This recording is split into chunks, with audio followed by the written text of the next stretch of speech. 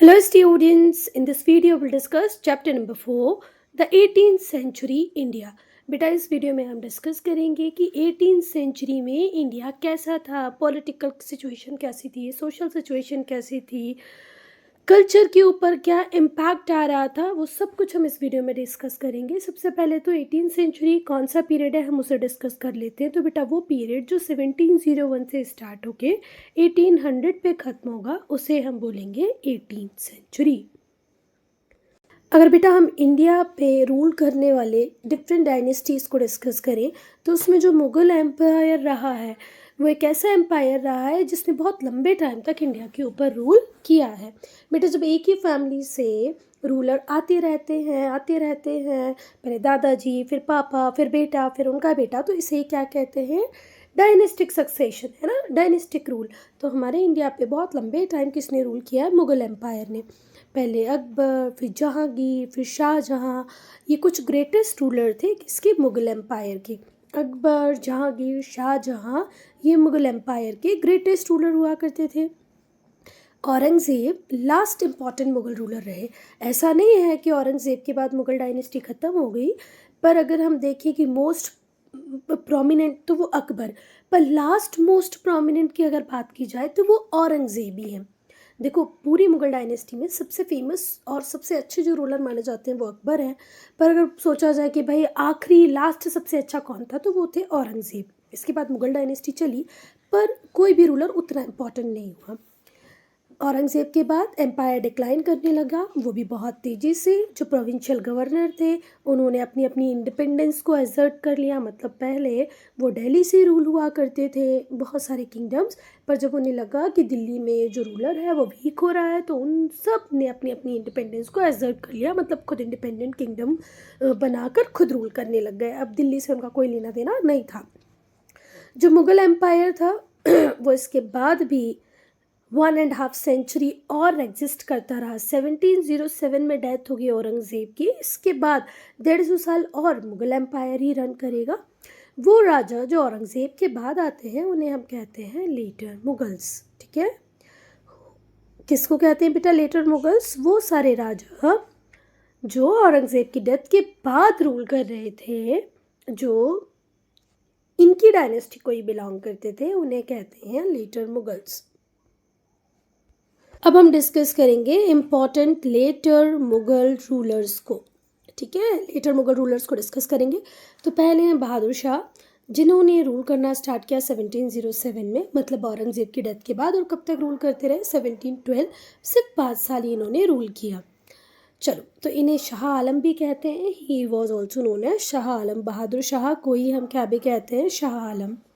बहादुर शाह जो थे उन्होंने एक काम बहुत अच्छा किया, वो ये था कि मराठास और राजपूत के साथ इन्होंने शांति बनाए रखी। ठीक है, मतलब पीस एस्टेब्लिश कर ली मराठास के साथ और राजपूत के साथ। इनके पहले जो मुग़ल रूलर्स थे वो कंटिन्यू मराठास के साथ फाइट कर रहे थे, राजपूत के साथ फाइट कर रहे थे, पर शाह आलम की एक बहुत बड़ी उपलब्धि थी कि उन्होंने शांति बनाए रखी मराठा और राजपूत के साथ, मतलब पीस एस्टेब्लिश किया। Though his reign barely lasted for 5 year, पर इनका रीन बहुत कम टाइम चला, सिर्फ 5 साल ही तो चला। चलो बेटा अब हम डिस्कस करेंगे जहांगीर शाह को। तो जहांगीर शाह ने कब रूल करना स्टार्ट किया? 1712 में, और इनका रूल कब ख़त्म हो गया? 1713 में। मतलब ये सिर्फ एक ही साल रूल कर पाए। जहांगीर शाह रूल करना स्टार्ट करते हैं 1712 में, और कब तक कर पाते हैं? 1713 तक। इन्होंने किसको सक्सीड किया था? बहादुर शाह। बहादुर शाह भी हमने पढ़ा ना, जिन्हें शाह आलम भी कहते हैं। 1712 तक वो रूल कर रहे थे, 1712 तक। उसके बाद कौन आ जाते हैं? जहांगीर शाह। बेटा जब ये रूल कर रहे होते हैं ना, जब इनका रीन चल रहा होता है, तो 2 भाई, क्या क्या नाम है इनके? हुसैन अली खान बरहा और अब्दुल्ला खान बरहा, जिन्हें हम सैयद ब्रदर्स भी कहते हैं। इन लोगों ने क्या किया? दोनों भाइयों का नाम याद रखना, क्या क्या है? हुसैन अली खान बरहा और अब्दुल्ला खान बरहा, जिन्हें हम क्या भी कहते हैं? सैयद ब्रदर्स। इनकी पावर बेटा, इन दोनों भाइयों की पावर, इन दोनों ही भाइयों की शक्तियाँ बहुत ज़्यादा बढ़ रही थी, बहुत ज़्यादा पावरफुल हो गए थे, है ना। ये चाहते थे कि जो जहांगीर शाह है ये पपेट बना रहे हैं, कठपुतली बना रहे हैं इनके हाथों की। दो भाई जो बहुत पावरफुल हो गए वो चाह रहे हैं कि जहांगीर शाह अगर रूलर बना रह रहा है तो बना रहे, पर कठपुतली राजा रहे, हम जैसा कहें वैसा करें वो, है ना। जल्दी ही फ़ारूक शेर जो जहांगीर के नेफ्यू थे उन्होंने ओवरथ्रू कर दिया किसको, जहांगीर शाह को। किसकी हेल्प से, सैयद ब्रदर्स की हेल्प से। देखो ये सैयद ब्रदर्स क्या कर रहे थे, ये अपनी पॉलिटिक्स अलग ही खेल रहे थे। इनको लग रहा था कि भाई जब तक ये रूल कर रहे हैं जहांगीर, ये हमारी कठपुतली बन के रूल करें, खुद का कोई दिमाग नहीं लगाए। पर जहांगीर शाह के इसी बीच नेप्यू की एंट्री होती है जिनका नाम होता है फ़ारूक शेर। ये क्या करते हैं, सैयद ब्रदर से बोलते हैं कि यार मैं राजा बनूंगा, तुम मेरी हेल्प करो, अपन ये जहांगीर शाह को यहाँ से हटा ही देते हैं। अब हम फ़ारूक शेर की बात करेंगे। तो फ़ारूक शेर ने रूल करना स्टार्ट किया 1713 से, और कब तक रूल करते रहे, 1719 तक। मतलब ये भी कितने साल रूल करते हैं, बस 6 साल। बेटा सैयद ब्रदर्स फ़ारूक शेर के कोर्ट को डोमिनेट करते थे। क्यों करते थे, क्योंकि इनकी मदद से ही तो फ़ारूक शेर कौन बने थे, रूलर बने थे। तो ऑब्वियस सी बात है फ़ारूक शेर को उन्हें अपीस करके रखना ही पड़ेगा, क्योंकि फ़ारूक शेर के राजा बनने के सपने को पूरा करने वाले सैयद ब्रदर्स ही थे ना। तो फ़ारूक, अब बेटा जो फ़ारूक शेर थे ना, उन्होंने परमिशन दे दी थी किसको, ब्रिटिश अथॉरिटीज़ को, कि आप बंगाल में ड्यूटी फ्री ट्रेड कर सकते हैं। देखो हुआ क्या, अंग्रेज इंडिया आए, वो इंडिया के साथ ट्रेड कर रहे थे, पर जब भी वो ट्रेड करते थे उन्हें टैक्सेस पे करने पड़ते थे, ड्यूटी देनी पड़ती थी। तो फ़ारूक शेर का दिमाग कुछ एक्स्ट्रा ही चला, उन्होंने आज़ादी दे दी ब्रिटिशर्स को, ब्रिटिश अथॉरिटीज़ को, कि आप बंगाल में बिना ड्यूटी पे किए, बिना कोई टैक्स पे किए ट्रेड कर सकते हो। तो समझ में आ रहा है, सबसे पहली मूर्खता करने वाले कौन थे, फ़ारूक शेर। इन्हें ये परमिशन देनी ही नहीं थी। दिस इज़ कॉल्ड रॉयल फरमान, और इसी को क्या कहा गया, रॉयल फरमान। क्या रॉयल फरमान था फ़ारूक शेर का, कि जाओ और बिना कुछ टैक्स दिए फ्री में ट्रेड करो हमारे बंगाल में। अब अंग्रेज़ तो वैसे ही छंट होशियार, उन्होंने इसका बहुत फ़ायदा उठाया। When Farooq Shear tried to free himself from the clutches of Sayyid brothers, अच्छा देखो फिर से ध्यान से सुनो। अब फ़ारूक शेर को लग रहा है यार मैं कब तक कठपुतली बना रहूँगा, कब तक इनके अंदर काम करूँगा, मुझे कभी ना कभी तो सैयद ब्रदर से आज़ादी चाहिए ही ना, मैं खुद इंडिपेंडेंटली भी तो रूल करूँ। उसने जैसे ही ये डिमांड की कि मैं इस चंगुल से छूट जाऊँ सैयद ब्रदर्स के, उसे भी मार दिया गया। सैयद ब्रदर्स इतनी आसानी से सत्ता छोड़ने वाले थोड़ी ना थे, वो क्यों छोड़ते भाई, वो किंग मेकर्स थे, उन्होंने फ़ारूक शेर को राजा बनाया। और फ़ारूक शेर जब अपनी वाली पे आने लगे तो सैयद ब्रदर्स ने बोला भाई अब तो हमारे किसी काम का नहीं, चल मर, और वो मारे गए फ़ारूक शेर, सैयद ब्रदर्स नहीं। बेटा ये क्वेश्चन आपको सच में सर्च करके लिखना है, रिसर्च इसके ऊपर आपको करनी ही है कि भाई सैयद ब्रदर्स कौन थे, ये इतने पावरफुल कैसे बन गए, और कैसे ये मुग़ल रूलर्स को अपना पेट बना के रखते थे। ये बहुत इंपॉर्टेंट क्वेश्चन है, ये आपको फाइंड आउट करना ही है। और अगर आप फाइंड आउट नहीं करते हैं, आपको मेरी हेल्प चाहिए, तो भी कमेंट सेक्शन में लिख देना। अब बेटा हम डिस्कस करेंगे मोहम्मद शाह को, जिनका रीन स्टार्ट होता है 1719 में और ख़त्म होता है 1748 में। अच्छा खासा टाइम इन्होंने रूल किया है ना, लगभग कितने साल, 29 ईयर्स। अच्छा टाइम था। तो बहुत टाइम बाद मोहम्मद शाह का टाइम आया जो इतना चला। मैंने अभी आपको बताया ना बेटा कि जो सैयद ब्रदर्स थे ये किंग मेकर्स थे, इन्होंने फिर से एक राजा को बनाया, उस राजा का नाम था मोहम्मद शाह। कब बनाया, 1719 में। तो मोहम्मद शाह ने असेंड किया थ्रोन को, इनके पास ताज आया कब, 1719 में। किसकी हेल्प से आया, किसकी मदद से आया, सैयद ब्रदर्स की हेल्प से आया। अब ये क्या कर रहे थे, he was able to, Sayyid brothers ये इतने शक्तिशाली राजा बने कि इन्होंने सैयद ब्रदर्स को उखाड़ फेंका। सैयद ब्रदर्स का जो किंग मेकिंग का जो काम था वो ख़त्म हो गया, अब सैयद ब्रदर्स खुद ही नहीं है। नादिर शाह ने इन्वेट किया इसी पर्टिकुलर टाइम में दिल्ली को, कब, 1739 में। जब ये रूल कर रहे थे तभी नादिर शाह का इन्वेजन हुआ दिल्ली में। कब हुआ, 1739 में। नादिर शाह कौन थे, नादिर शाह रूलर थे कहाँ के, पर्शिया के रूलर थे नादिर शाह, जिन्होंने 1739 में मोहम्मद जब रूल कर रहे थे उसी टाइम में दिल्ली को इन्वेट किया, लूटा। बेटा ये जो पर्शिया है ये मॉडर्न डे ईरान है, ठीक है। ईरान को ही पहले क्या कहते थे, पर्शिया, ठीक है। तो पर्शिया के थे नादिर शाह, जो दिल्ली लूटने आए, कब आए, 1739 में, किसके टाइम पे, मोहम्मद शाह के रूल के टाइम पे। पर एक काम तो मोहम्मद शाह ने अच्छा कर दिया, सैयद ब्रदर्स को उखाड़ फेंका, बहुत ज़्यादा उटपटांग काम करने लग गए थे ये लोग। मोहम्मद शाह जो थे ना बेटा, उनके बाद कुछ रूलर्स जैसे कि अहमद शाह और आलमगीर टू। तो मोहम्मद शाह के बाद कौन से रूलर्स आए बेटा, अहमद शाह आए, आलमगीर टू आए।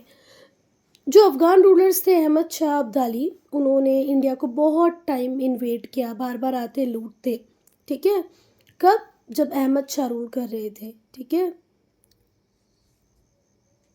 यहाँ पर कंफ्यूज नहीं होना, दोनों का नाम एक ही जैसा है, इसीलिए अफ़गान रूलर का नाम था अहमद शाह अब्दाली। इन्होंने भारत को बहुत बार लूटा, कब, जब मुग़ल एम्परर भी थे अहमद शाह। देख रहे हो what a coincidence, Ahmad Shah Mughal emperor जब थे तब ही अफ़गान रूलर अहमद शाह अब्दाली ने बहुत बार इंडिया को लूटा। डोंट बी कंफ्यूज, दोनों नाम सेम ही है, बस एक के नाम के आगे अब्दाली लगा है, दूसरे के आगे नहीं, एक मुग़ल रूलर है और एक अफ़गान रूलर है। फिर बेटा जो मेजर बैटल हुई जिसका नाम है बैटल ऑफ प्लासी, वो किसके रीन के टाइम पे, जब कौन रूल कर रहा था तब हुई, मुग़ल एम्परर आलमगीर टू। तो पूछा जाए बैटल ऑफ प्लासी किसके रूल के टाइम पर हुई, तो गलती से भी अहमद शाह नहीं लिखना बेटा, ये किसके टाइम पे हुई, आलमगीर टू के टाइम पे हुई, जिसने ब्रिटिश रूल के फाउंडेशन को इंडिया में रख दिया, ठीक है। जब बैटल ऑफ प्लासी हुई वो किसके टाइम पे हुई थी, जब मुग़ल एम्परर कौन थे, आलमगीर टू थे। और यहीं से हम देखते हैं कि ब्रिटिश रूल इंडिया में एस्टेब्लिश होगा, इसका एक बहुत बड़ा सा ग्राउंड ब्रिटिशर्स को मिल जाता है, किस रूलर के टाइम पे, आलमगीर टू के नाम पे। बट यहाँ पर आप लोग बिल्कुल कंफ्यूज नहीं होना, क्योंकि बैटल ऑफ प्लासी तो कब हुआ था, 1757 में हुआ था, ठीक है। और यहाँ पर बंगाल के नवाब कौन थे, सिराजुद्दौला, है ना, कौन थे, सिराजुद्दौला। पर ये तो बंगाल के नवाब थे ना सिराजुद्दौला, दिल्ली में कौन रूल कर रहा था, तो दिल्ली में रूल कर रहे थे आलमगीर टू। तो यहाँ पर थोड़ा थोड़ा कन्फ्यूजन बहुत ज़्यादा है, जिसको आपको साथ में लेके चलना नहीं है, यहीं छोड़ देना भाई। अहमद शाह अब्दाली अफ़गान रूलर थे जिन्होंने इंडिया को लूटा, अहमद शाह मुग़ल एम्परर के टाइम में, ठीक है। मुग़ल एम्परर थे अहमद शाह, जिसके टाइम में अफ़गान रूलर अहमद शाह अब्दाली ने इंडिया को लूटा। दूसरा, बैटल ऑफ प्लासी होता कब है, 1757 में। इस टाइम में आपके बंगाल को तो रूल कर रहे थे कौन, सिराजुद्दौला, बंगाल के रूलर सिराजुद्दौला थे, पर दिल्ली में कौन रूल कर रहा था, आलमगीर टू। और बैटल ऑफ प्लासी के बाद ये ब्रिटिशर्स को एक फर्म फाउंडेशन मिल जाता है, कहाँ पर, इंडिया में।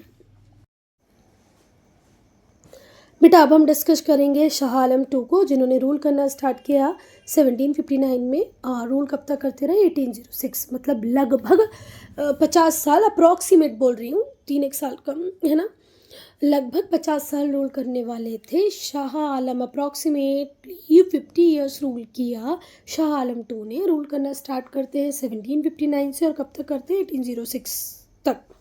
इन्हें अली गौहर भी कहते हैं।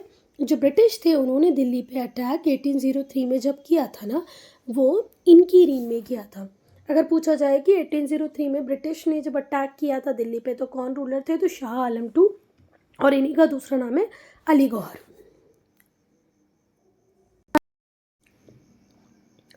बेटा अब हम डिस्कस करेंगे अकबर टू को, जो रूल करना स्टार्ट करते हैं 1806 में, और कब तक रूल करते हैं, 1837, 1806 में रूल करना स्टार्ट किया, 1837 तक रूल करते रहे अकबर टू। इन्हें ही अकबर शाह टू भी कहते हैं, अकबर टू को ही अकबर शाह टू भी कहते हैं। ये 19th मुग़ल एम्परर थे इंडिया। अगर आपसे कोई पूछे 19th नंबर के मुग़ल रूलर कौन थे, तो क्या कहोगे, अकबर टू, जिन्हें क्या भी कहते हैं, अकबर शाह टू।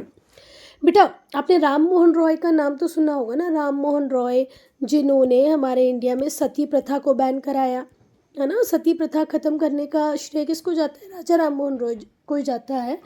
तो ये जो राम मोहन रॉय थे, इनके नाम के आगे राजा जो लगा हुआ है, ये टाइटल इन्हें किसने दिया था, अकबर टू ने या अकबर शाह टू ने, ठीक है।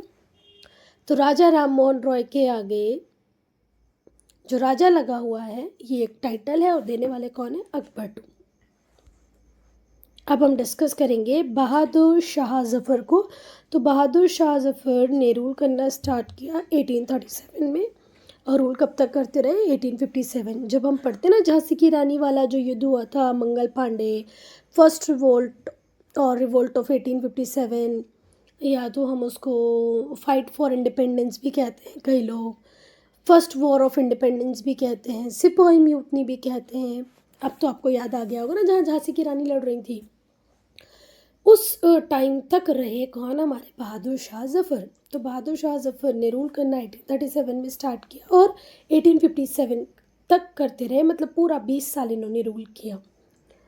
फिर जब 1857 की जो रिवोल्ट हो रहा था जिसे हम सिपाही म्यूटनी भी कहते हैं, उस टाइम में इन्होंने उस वॉर को भी, उस रिवोल्ट को भी लीड किया था। ये लास्ट मुग़ल एम्परर थे बेटा। तो बहादुर शाह जफ़र के नाम पे एक बात हमेशा आप याद रखेंगे कि ये लास्ट मुग़ल रूलर थे, ये लास्ट मुग़ल एम्परर थे। ये ascended the throne at an old age, जब ये बहुत बूढ़े हो गए थे ना बेटा, जब इनको ताज मिला था। इन्हें ज़्यादा अच्छे से जानेंगे आप कैसे कि ये बहुत बढ़िया पोइट थे। एम्परर तो थे पर एम्परर से भी ज़्यादा अच्छे ये क्या थे? पोइट, कवि बहुत अच्छे थे। इन्होंने बहुत सारे पोइट्स को, तो बहुत सारे फेमस पोइट्स को, फेमस राइटर्स को पैट्रोनाइज़ किया था। पैट्रोनाइज़ करने का मतलब क्या होता है? अपने कोर्ट में रख लेना, उनसे कहना you need not to worry about your bread and butter, your family needs, do your work, make your masterpiece, everything is assured by me. राजा बोलता कि भाई तुम अपने मास्टरपीस पे काम करो, बाकी सारी नीड्स का ध्यान रखना मेरा काम है। इसी को कहते हैं पैट्रोनाइज़ करना। तो भाई ये लोग राजा के कोर्ट में बहुत अच्छे अच्छे फेमस पोएट और राइटर थे। कौन से राजा के कोर्ट में? बहादुर शाह जफ़र, जो कि लास्ट मुग़ल रूलर थे। मिर्ज़ा गालिब जो बहुत फेमस थे ना, वो इन्हीं के कोर्ट में थे। जो रिबेल्स थे उन्होंने डिक्लेयर किया था बहादुर शाह जफ़र को एम्परर ऑफ इंडिया। कब? जब 1857 का रिवोल्ट हो रहा था, जब भी मैंने डिस्कस किया ना, जिसे हम सिपाही म्यूटनी भी कहते हैं, फर्स्ट वॉर ऑफ इंडिपेंडेंस भी कहते हैं। उस टाइम में रूलर कौन थे? बहादुर शाह जफ़र, जो कि लास्ट मुग़ल रूलर होंगे और इन्हें जो सिपाही होंगे वो एम्परर ऑफ इंडिया मान लेंगे। जफ़र को ब्रिटिशर्स ने जेल में डाल दिया था। ठीक है, जब ये रिवोल्ट फेल हो गया, 1-1.5 साल अंग्रेज़ों को लगा इस रिवोल्ट को सप्रेस करने में, पर सप्रेस के बाद इन्होंने बहादुर शाह जफ़र को क्या कहा कि भाई अब तुम जाओ जेल में, अब तुम कोई मुग़ल वुग़ल नहीं, कोई राजा नहीं, कोई कुछ नहीं, अब रहो जेल में ही रहो। रंगून बर्मा भेज दिया गया। 1862 में रंगून में इनकी डेथ हो जाती है। His demise mark the end of 3 centuries, और इनके बाद जो 3 सेंचुरी से चलता आ रहा था ओल्ड मुग़ल रूल, वो इंडिया में ख़त्म हो जाता है। ठीक है, अब बेटा ये जो रीज़न्स हैं मुग़ल एम्पायर के डिक्लाइन के, ये हम लोग पार्ट 2 में डिस्कस करेंगे। ठीक है।